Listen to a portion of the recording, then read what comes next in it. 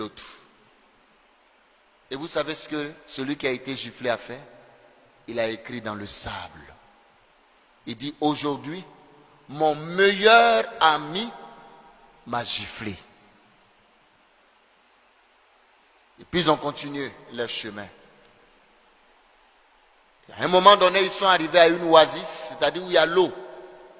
Il y a de l'eau. Et ils ont décidé de se baigner, de nager. Et celui qui a été giflé, il ne sait pas nager. À un moment donné, il a commencé à se noyer. Et celui qui l'a giflé, qui sait nager, va sauver son ami. Il le sauve, il l'amène au bord du rivage. Quand il reprend son souffle, il va écrire sur une pierre, aujourd'hui, mon meilleur ami m'a sauvé la vie.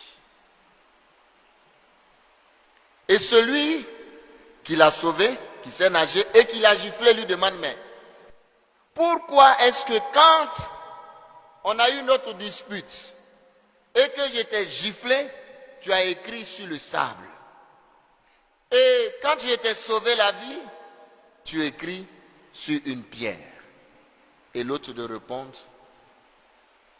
quand quelqu'un te blesse ou te fait mal, il faut, et on écrit dans le sable, pour que le vent du pardon l'emporte. Mais quand il te fait du bien, il ne faut jamais oublier ce bien-là. Parce que c'est ça qui solidifie notre amitié. Chers frères et sœurs, c'est la conclusion.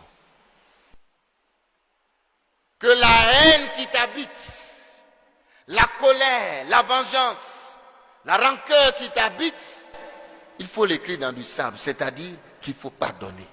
Il faut laisser tomber. Celui qui t'a fait du mal, sans doute il t'a fait du bien. Et regarde le bienfait. Parce que la colère nous détruit. La haine nous détruit. La vengeance nous détruit. Mais le pardon nous guérit.